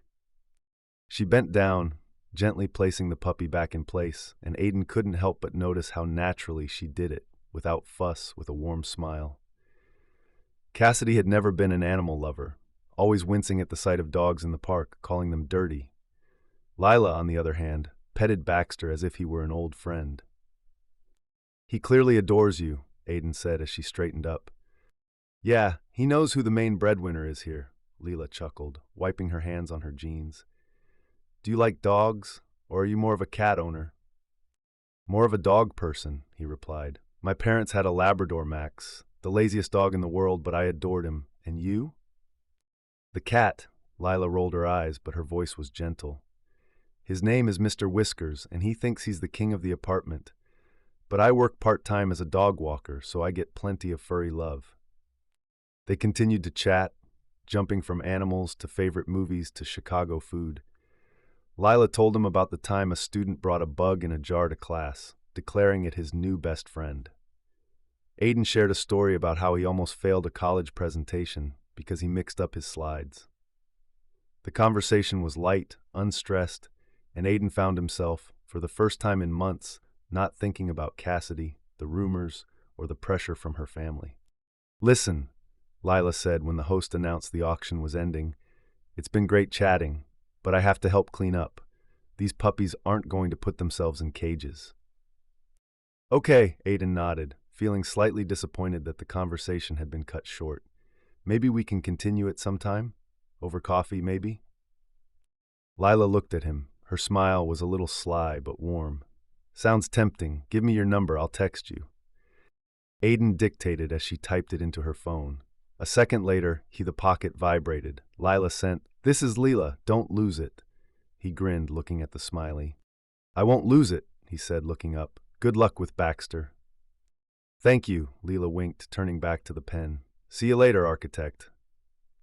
Aiden watched her walk away, her jeans slightly stained with fur, and the laughter began again as Baxter jumped into her arms. Aiden Holt sat on a bench in Logan Square Park, clutching a paper cup of coffee from Bean and Leaf, the cafe Leela Rivera had praised at a fundraiser 2 weeks ago. The autumn air was crisp, leaves crunched underfoot, and children squealed and chased each other on a nearby playground. Leela emerged a few minutes later, wearing jeans and a sweater, holding a similar cup. Her dark hair was pulled back into a loose braid, and a smile lit up her face when she spotted Aiden.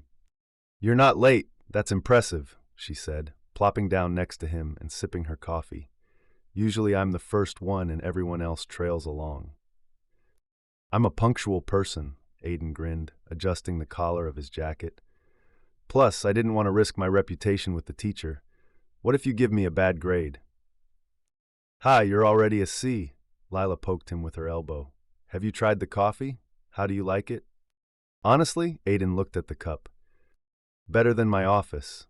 Is this caramel latte your personal drug?" Yeah, she nodded with feigned seriousness. If I had to pay for every drink I had, I'd buy an island by now. What do you usually drink? Black, like your soul, I suppose? Oh, come on, Aiden laughed. Black, but not because I'm gloomy. It's just that there's no choice in the office, and here, well, I admit your taste wins out. Write that down, Lila smirked, pulling out her phone and pretending to type. Aiden Holt has acknowledged my coffee superiority. Done. They sat there sipping coffee and chatting about small things. The park, the time Lila had gotten stuck in traffic with a bus full of first graders, the time Aiden had almost dropped the theater model at a presentation. The conversation flowed easily, without tension, and Aiden found himself not checking his phone every 5 minutes like he did with Cassidy. Lila didn't fill the space with herself. She made room for him. Tell me about your theater, said Lila, pulling her feet up onto the bench. You said it was old. What's the story? Aiden perked up, his eyes lighting up. This is the Riverview.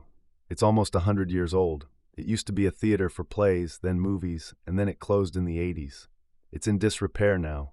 The paint is peeling, the seats are broken, but the structure is solid. We want to keep the spirit of it, but make it modern. Cool, Leela nodded, looking at him carefully. What's the hardest part? Well, besides not dropping the model. Ha, Aiden chuckled. Budget, as always. The client wants everything at once, but there's not enough money. Plus, the old drawings are a nightmare. Half are lost, the other half are hand-drawn, like in the Middle Ages. Wow, Leela whistled. It sounds like you're an archaeologist, not an architect. What do you like most about it? Aiden thought, looking at the trees. I guess it's that I'm giving this place a second life. It could have just rotted away, but now there will be people there again. Laughter, performances. It's like you're leaving a mark. Lila smiled, her eyes soft. That's cool, Aiden. It really is. Not everyone thinks about leaving something behind. My kids, for example, only think about how to steal an extra crayon. Aiden laughed. Tell me about them. Who's the main rebel there? Oh, that's Justin. Lila rolled her eyes, but her voice was warm.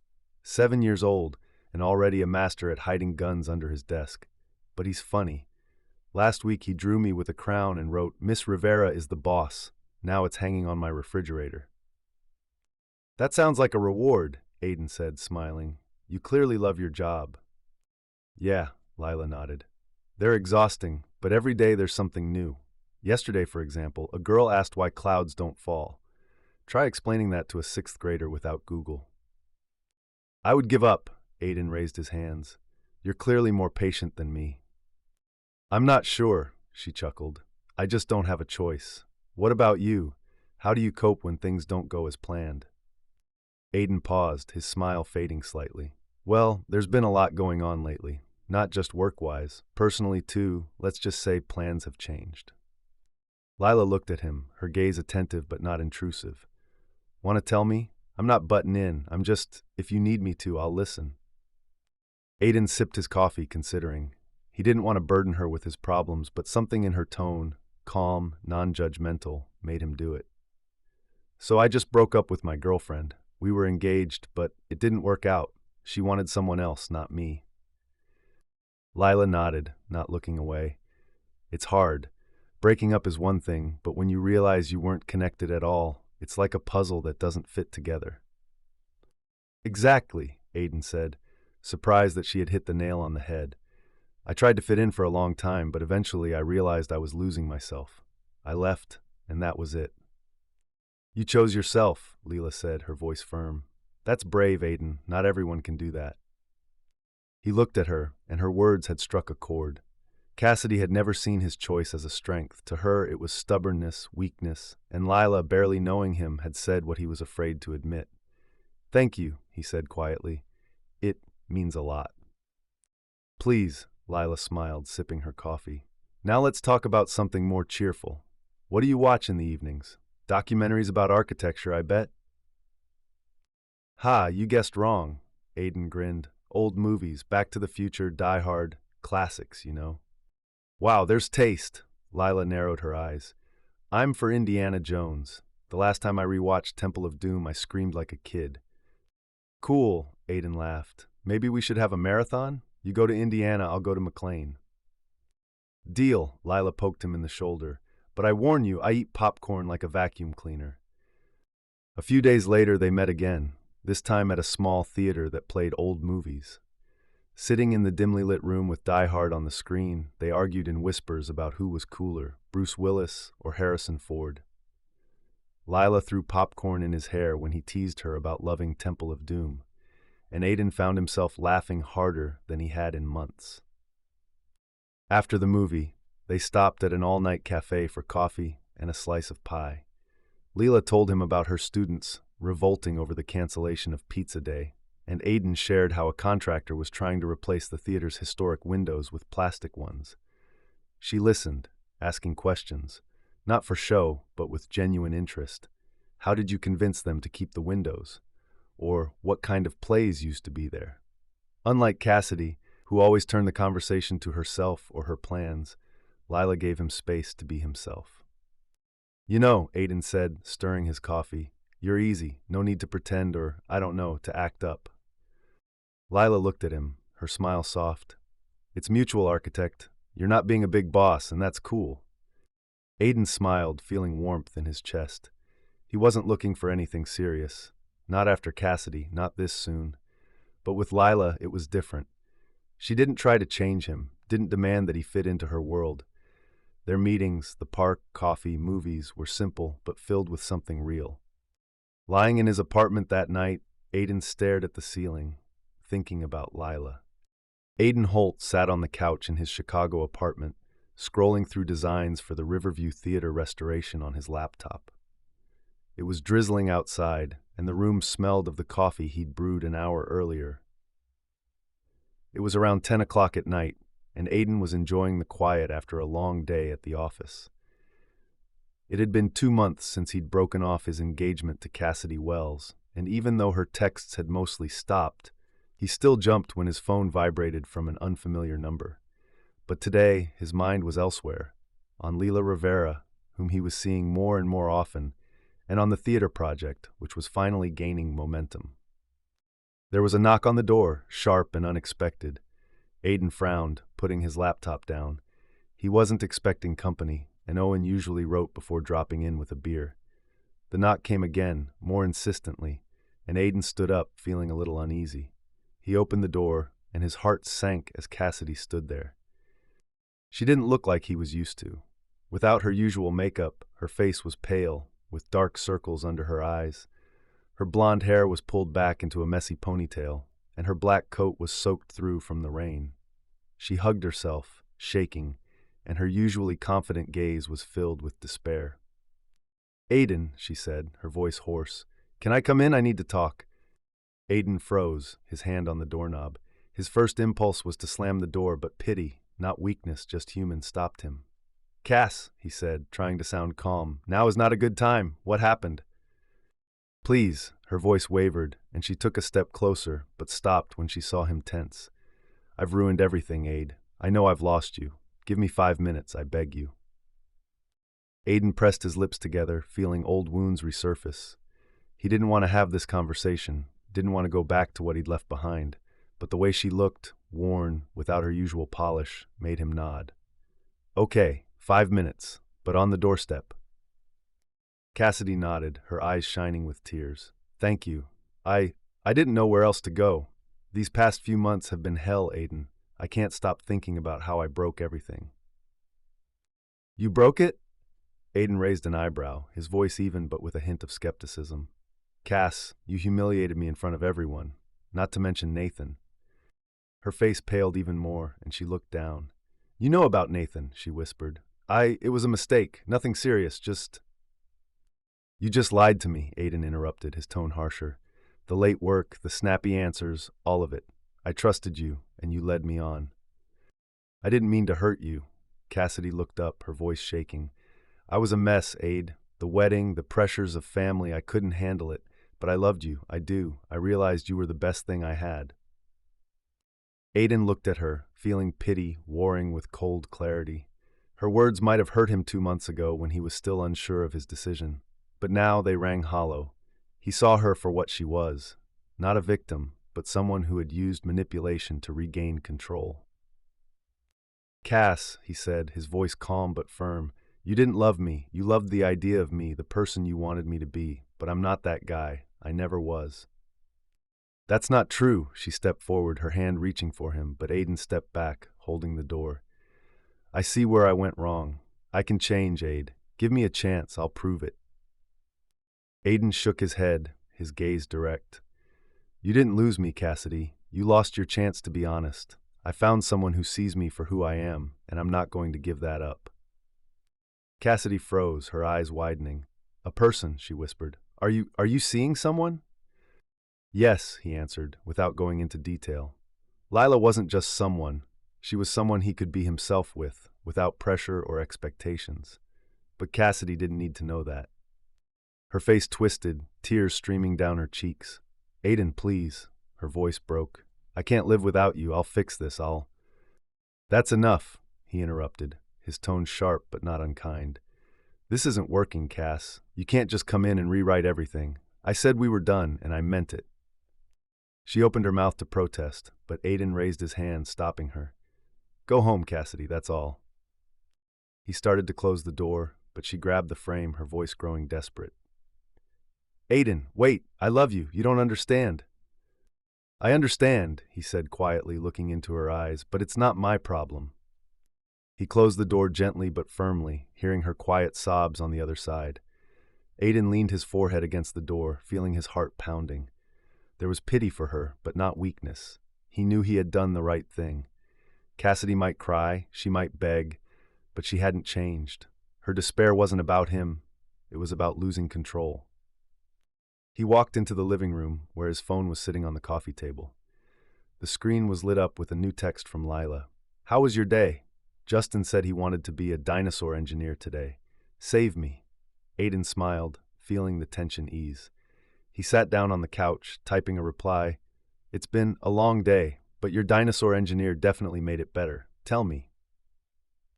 While he waited for her answer, his gaze fell on the sketches of the theater scattered about table. Work, Leela, his life. It was all real, unlike Cassidy's glittery world where he was just a backdrop. He remembered his time with Leela. Walks in the park, coffee at her favorite cafe, a marathon of old movies where they argued over who was cooler, Bruce Willis or Harrison Ford. With her, he didn't pretend, didn't adjust. She saw him, not the architect who needed to be improved, but Aiden, with his jokes, his doubts, his passion for his work. Leela replied, Oh, he drew a dinosaur with a wrench. I'm stumped. What's with your long day? Aiden started typing about the theater, but he didn't mention Cassidy.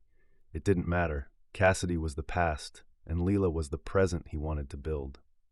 Aiden Holt was sitting in his office, reviewing the final plans for the renovation of the Riverview Theater, when Owen stumbled into the room with 2 cups of coffee and a grin that promised gossip.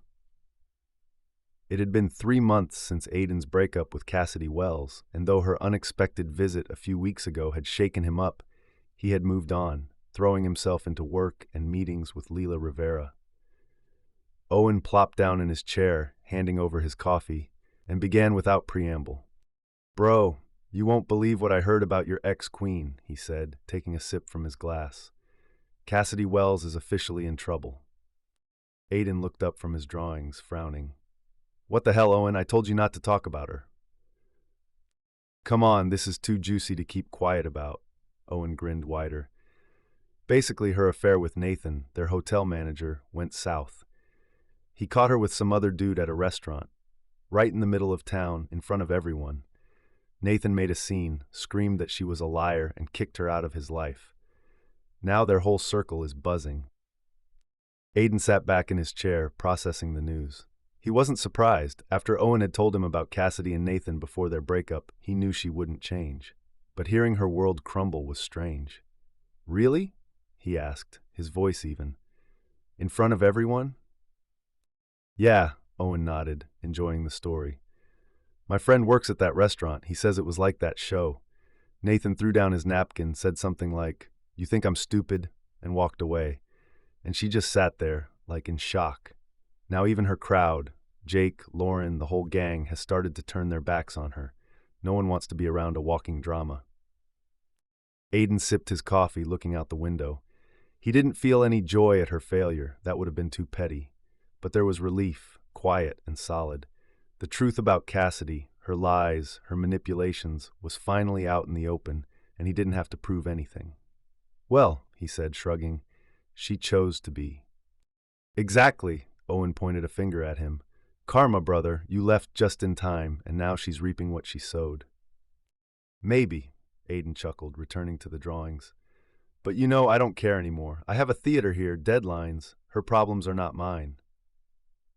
That's my guy, Owen slapped the table. By the way, how's your theater going? Has the boss given you a medal yet? Not yet, Aiden smiled. But the client called today and said the sketches are awesome. If everything goes according to plan, we'll be open by summer. Cool, Owen said, raising his glass as if clinking it. See, you're riding high and Cassidy's hanging out in the gutter. Life's fair. Aiden shook his head, but didn't argue. He didn't want to think about Cassidy. Not about her fall, not about her crying at his door. His life was moving forward, and he finally felt like this was his path. That evening, Aiden received a text from Lila. Hey, architect, my first graders are putting on a play on Friday. Cinderella, but with their signature chaos. Are you coming? Aiden smiled as he typed back. Sounds like the show of the year. I'm in. Leela responded almost immediately. Cool. Just don't laugh if anyone forgets their lines. On Friday, Aiden walked into the auditorium at Logan Square High School feeling a little out of place. The room was filled with parents, teachers, and kids running around with cardboard crowns. Lila was standing by the stage, adjusting a girl's dress, and she spotted him with a wave. Her jeans and sweater had been replaced by a simple green dress, and her hair was down, curling slightly at the ends. You've come, she said, coming up to him and poking him in the shoulder. Ready for a theatrical masterpiece? Yeah, Aiden grinned, looking around the room. Did your Baxter inspire them to do Cinderella? Ha, almost, Lila rolled her eyes. Justin wanted a dinosaur, but I talked him into a pumpkin. Sit over there, I'll be right back. Aiden found a seat in the third row next to his parents, who were filming everything on their phones. The show began with the expected chaos. The boy playing the prince forgot his lines.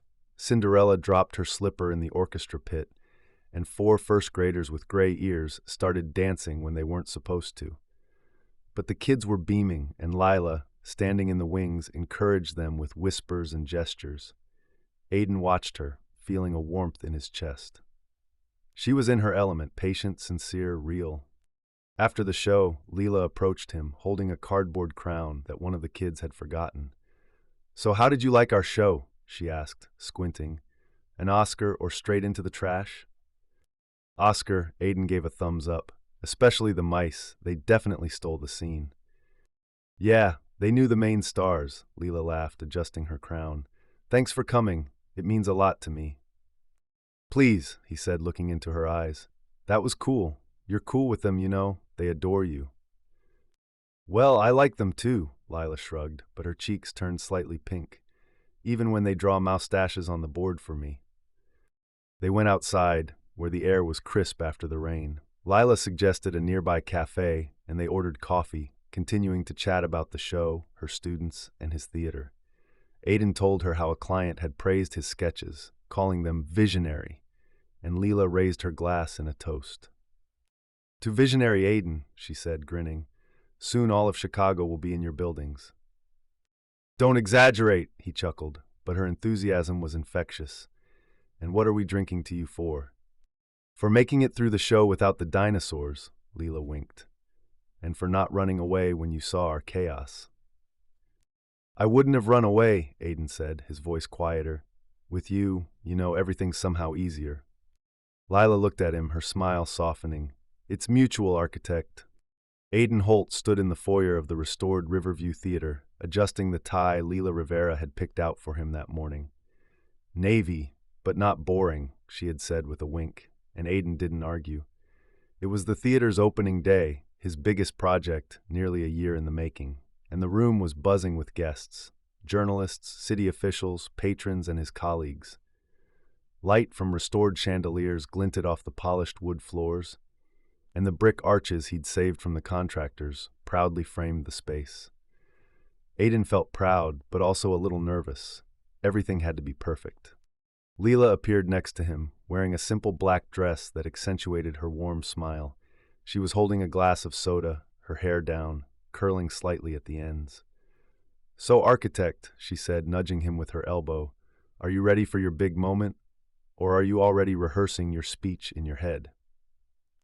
"Rehearsing how not to trip on stage," Aiden chuckled, looking at her. "Thank you for coming. It means a lot." "Oh, come on," Lila shrugged, but her eyes were shining. "I wouldn't miss your triumph. This is yours, Aid. You did something cool." Aiden smiled, feeling the tension lift from her words. The last 6 months with Leela had been a breath of fresh air after the stifling world of Cassidy Wells. They had officially become a couple 3 months ago, after Aiden had worked up the courage to ask her out to dinner and confessed that he didn't want to be just friends. Leela had responded, "Finally, I thought you were going to drag it out forever," and their relationship had begun. Easy, honest, no pressure. Their evenings were now spent at the animal shelter, where Lila volunteered and Aiden helped walk dogs or clean cages. Baxter, the shaggy pup they'd met at a charity event, had become their favorite, though Lila joked that he was too much of a rebel, even for us. They walked around Chicago, from the Michigan waterfront to the little cafes in Logan Square, talking about work, movies, or planning a trip to the mountains of Wisconsin. "No fancy hotels," Aiden said, and Lila laughed. "Okay, a tent and a fire, but you make the fire." One day, sitting in her apartment with pizza and an old Indiana Jones movie, Aiden told her about his theater, how he'd fought to preserve the historic details, how the client had been hesitant but had finally given the green light. Lila listened, chin in hand, asking questions. "How did you decide where to put the lights? Or what was the history of this theater in the 30s? Her interest was genuine, unlike Cassidy's, which always steered the conversation toward herself or her ambitions. "You really love this, don't you?" Lila asked then, taking a bite of pizza. "Not just work, but this, creating something." "Yeah," Aiden nodded, looking at the screen where Indiana was running from the boulder. "It's like giving life to something that could have disappeared. What about you? What keeps you with your first graders?" Lila smiled, her voice softening. "They're so real. They get angry, they laugh, they cry, they're all real. And when they learn something, it's like you've given them wings." Aiden looked at her, feeling warmth in his chest. "You're strong, you know. Not everyone can handle a bunch of kids and an orphanage." "Well, I'm not alone," Lila poked him in the side. "Now I have an assistant architect who admittedly is afraid of cats." "I'm not scared," Aiden protested. "Mr. Whiskers just looks like I owe him." They laughed, and Aiden realized that with Leela he wasn't just in love. He had found a partner with whom he could be himself, without masks or expectations. In the theater, the announcer announced Aiden, and he walked out on stage to applause. Lila stood in the front row, winking at him, and he felt a surge of confidence. He gave a brief overview of the project, how the team had preserved the historic building but made it contemporary, the theater's importance to Chicago. The guests listened attentively, and the client, an elderly patron, nodded his approval. When Aiden finished, the audience applauded again, and he walked down the steps feeling a surge of pride. Lila met him at the stage, holding his hand. "You were awesome," she said, her voice sincere. "Seriously, Aid, this is yours. I saw you glowing up there." "Thank you," he squeezed her hand, looking into her brown eyes. "Without you, I probably would have run away before the speech." "I wouldn't have run away," Lila chuckled. "You're stronger than you think." They walked toward the foyer, where guests were discussing the opening and reporters were interviewing his boss. Aiden spotted Owen in the corner, raising his glass and giving him a thumbs up. Aiden smiled, feeling like everything was in its place. Work, friends, Lila. "Listen," Lila turned to him, her voice quieter. "I know this day is about you and your theater, but I'm proud of you. Not just for that, but for how you got through it all. You didn't give up." Aiden looked at her, her words cutting deep. He thought of Cassidy, her humiliation, her betrayal, her attempt to win him back. It seemed like a distant dream, like it belonged to someone else. He remembered Owen telling him about her downfall, her breakup with Nathan, her friends pulling away, but it no longer stirred emotion. Cassidy was the past, and Lila and this theater were his present. "I'm proud of you too," he said, his voice warm. You make me a better person, Lil, not by forcing me, but by just being you." She smiled, blushing slightly. "Well, don't get upset, architect. We still have toasts ahead." Later, as the guests began to leave, Aiden and Lila walked outside.